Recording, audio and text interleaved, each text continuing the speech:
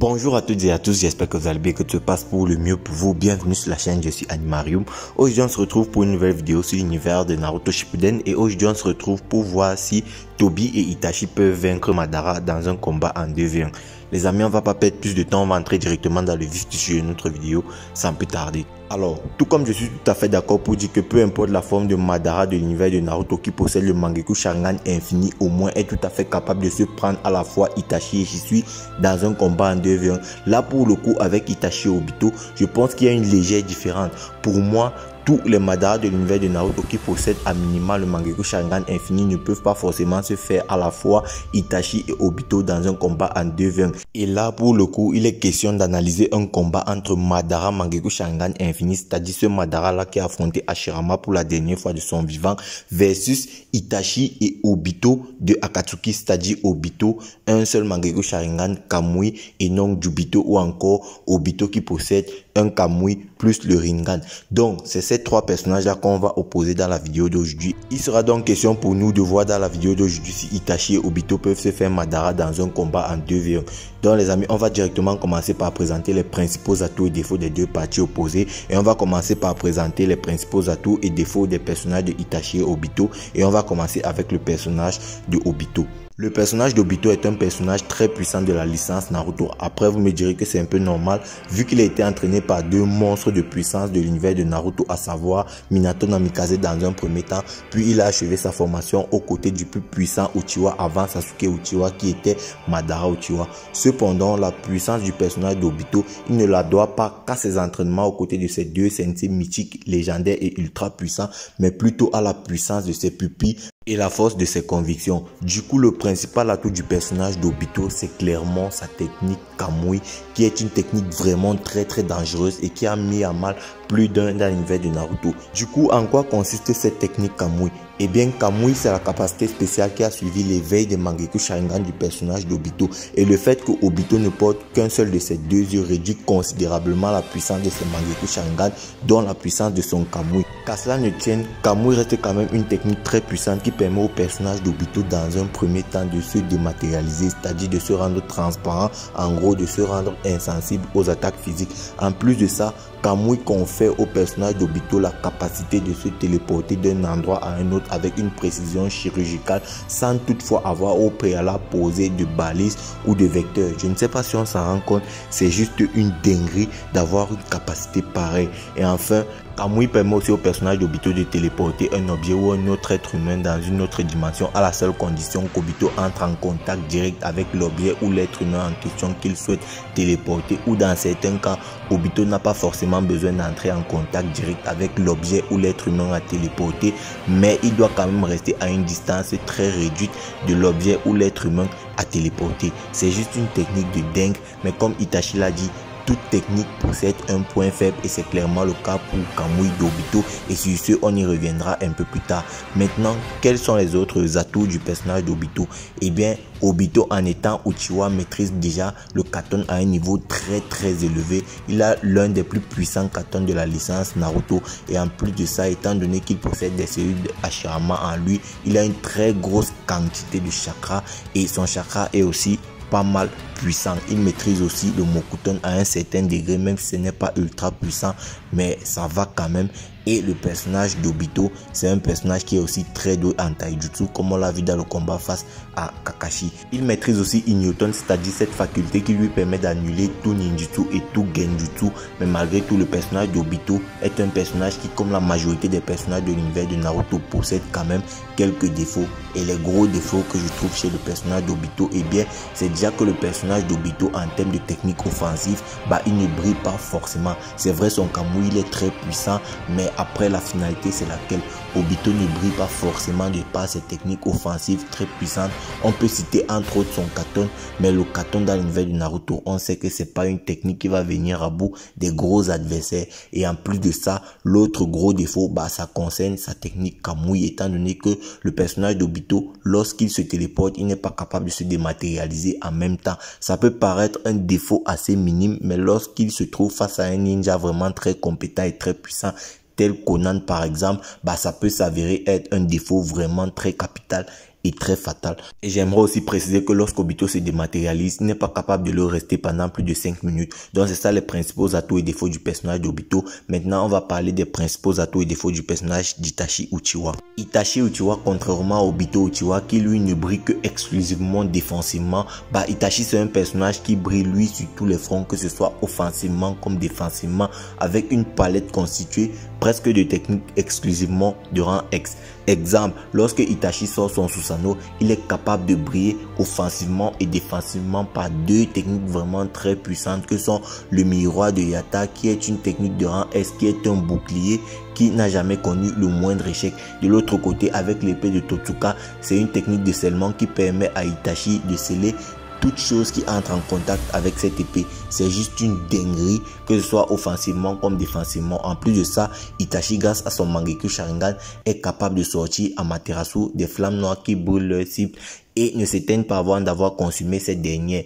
Itachi maîtrise aussi une technique d'illusion vraiment très puissante qui est le Tsukuyomi. C'est un genjutsu qui peut plonger sa cible dans un état de trouble mental pendant plusieurs jours. C'est vraiment une dinguerie. Le personnage d'Itachi, c'est un personnage qui est vraiment très complet, que ce soit offensivement comme défensivement. C'est un personnage qui, étant donné qu'il vient du clan Uchiwa, maîtrise aussi très bien la technique Katon.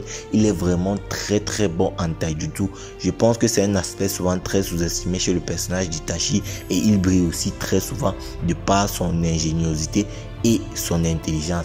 Itachi est donc un personnage très complet, mais il possède quand même des défauts de taille, étant donné que dans un premier temps, le personnage d'Itachi Uchiwa, c'est un personnage qui fait preuve vraiment d'une énorme carence en chakra. Du coup, Itachi Uchiwa n'est pas un personnage très endurant et en plus de ça, lorsqu'il arbore son Susanoo, il manque quand même souvent de mobilité, le laissant quand même assez démuni face aux personnages ultra rapides ou face à plusieurs ennemis. C'est donc là les principaux atouts et défauts du personnage d'Itachi Uchiwa. Maintenant, on va parler des principaux atouts et défauts du personnage de Madara Uchiwa, enfin, s'il a réellement des défauts. Alors les principaux défauts d'Itachi et d'Obito sont littéralement des atouts pour le personnage de Madara Uchiwa, étant donné que là où Itachi fait preuve d'une carence en chakra et n'est pas très endurant, on nous avait dit que Madara s'était battu pendant une journée entière dans un combat avec une intensité de dingue face à Hashirama Senju, le premier Hokage du village de Konoha. C'est déjà là pour vous montrer à quel point ce personnage est très endurant. Et en plus de ça,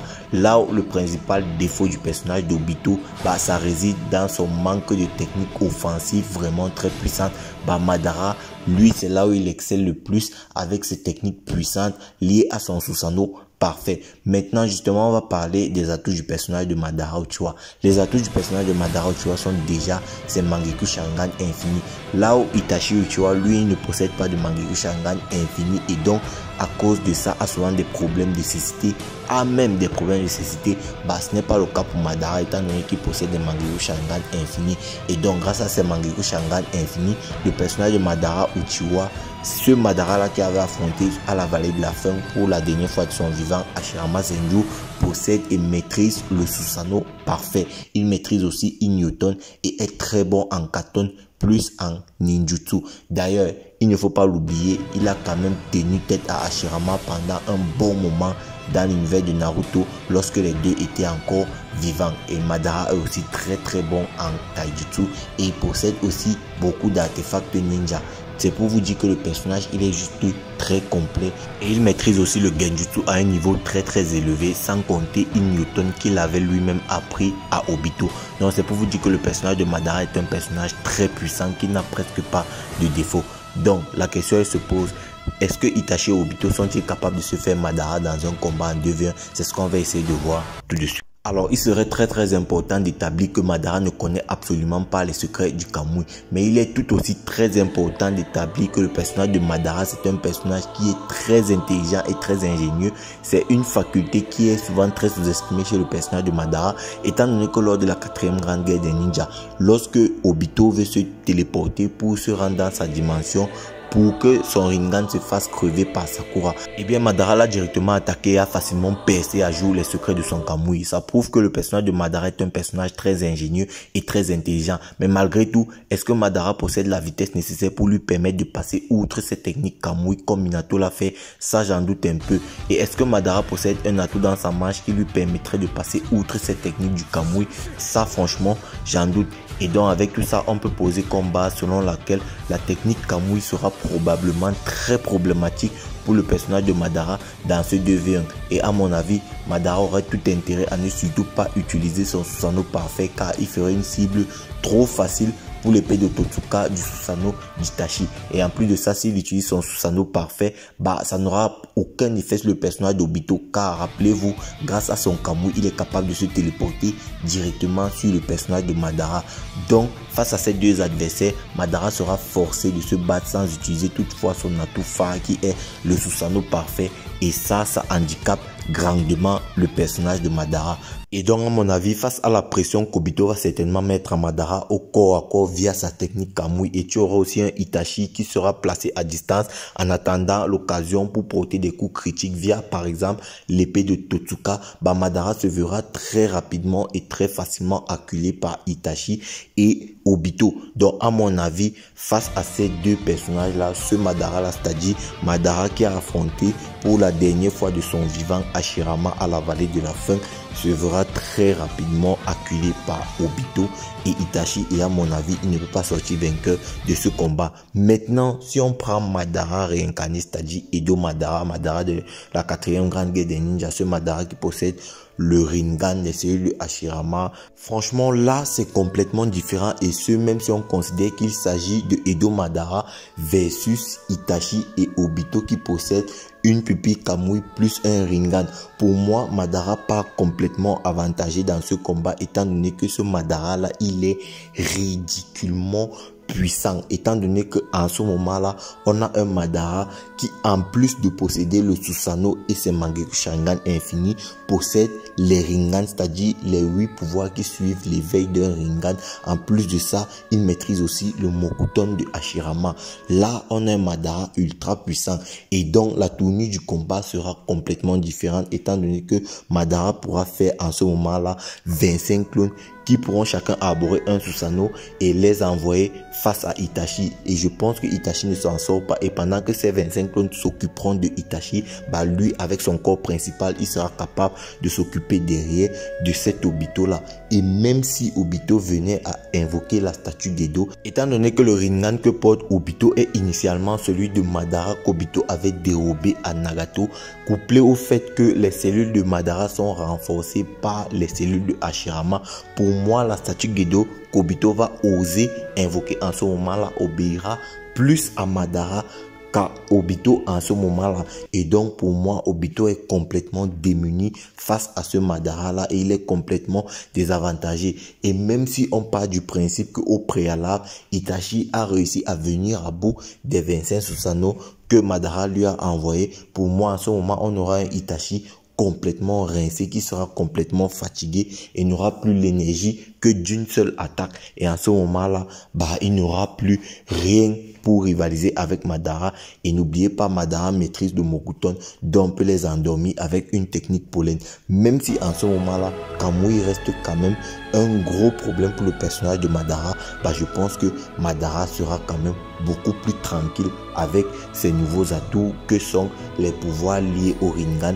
Et en plus de ça, il maîtrise aussi le Mokuton de Hashirama. Les gars, je ne sais pas si on s'en rend compte, 25 Susanoo en tout Itachi. On parle là de 25 Susanoo qui maîtrisent les pouvoirs du Rinnegan. Donc, à chaque fois que Itachi se battra contre les 25 Susanoo, il devra normalement se protéger, et à chaque fois, il devra être sur ses gardes, car si l'un de ces Susanoo le touche, ils pourront aspirer son âme via le Ningendo du Rinnegan. Je ne sais pas si on s'en rend compte de la dinguerie, et c'est pareil pour Obito. Obito devra à tout moment se protéger pour ne pas perdre son âme face à Madara. C'est pourquoi ce Madara, il est très puissant. En plus de ça, Madara maîtrise Inyoton, c'est-à-dire aucune technique ninjutsu ne fonctionne sur lui, comme on l'avait vu lors de la 4e grande guerre des ninjas, lorsque Sasuke avec Chira Materasu sur lui, ça avait juste glissé. Et bien là, c'était grâce à l'utilisation d'Inyoton. Donc ce Madara là, il est juste monstrueux. C'est pourquoi je vous dis que Edo Madara, c'est pour moi le Edo Tensei le plus puissant de l'univers de Naruto. Les amis, on est arrivé au thème de notre vidéo. Un like, ça fait toujours plaisir. C'est ça qui me pousse à produire du contenu de plus en plus qualitatif et c'est vraiment inestimable pour moi. Donc lâchez-le, abonnez-vous si vous pouvez vraiment et si vous voulez me faire plaisir. Et moi, je vais vous souhaiter un très beau début d'année 2025. Prenez soin de vous, portez-vous bien sur Animarium. Peace les bros, after.